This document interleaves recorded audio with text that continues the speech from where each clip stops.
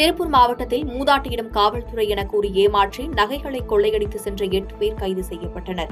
திருப்பூர் மாவட்டம் உடுமலையில் மீனா என்ற மூதாட்டி சாலையில் நடந்து சென்றுள்ளார். அப்போது போலீஸ் என கூறி அறிமுகப்படுத்திய சிலர் இந்த பகுதியில் நகைகளை அணிந்து சென்றால் பாதுகாப்பில்லை என கூறி நகைகளை கழட்டி கொடுங்கள், பர்சில் போட்டு தருகிறோம் என வாங்கியுள்ளனர். பின்னர் மூதாட்டியின் கவனத்தை திசை திருப்பி சிறு சிறு கற்கள் நிரப்பிய பர்சை அவரிடம் கொடுத்துவிட்டு நைசாக நழுவிவிட்டனர். இந்த புகாரின் பேரில் டூப்ளிகேட் போலீஸை பிடிக்க தனிப்படை அமைக்கப்பட்டு தேடுதல் வேட்டை நடந்து வந்தது. இந்நிலையில் பாலப்பம்பட்டி பைபாஸ் ரோடு ஜங்ஷனில் வாகன தணிக்கையின் போது ஜாபர் ஹுசைன், இமாம் அலி, வாசித் அலி உள்ளிட்ட 8 பேரை பிடித்து விசாரித்ததில் அவர்கள் நகைகளை திருடி சென்றது தெரியவந்தது. அவர்களிடமிருந்து 9 பவுண்ட் தங்க நகைகள் மற்றும் 2 இருசக்கர வாகனம், ஒரு 4 சக்கர வாகனம் ஆகியவை மீட்கப்பட்டது.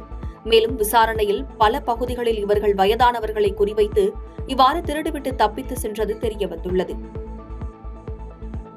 பாதகம் செய்பவரை கண்டால் நாம் பயங்கொள்ளலாகாது பாப்பா, மோதி மிதித்து விடு பாப்பா, அவர் முகத்தில் உமிழ்ந்து விடு பாப்பா. அண்மை செய்திகளை உடனுக்குடன் தெரிந்து கொள்ள இணைந்திருங்கள் இயம்நாடு தொலைக்காட்சியுடன்.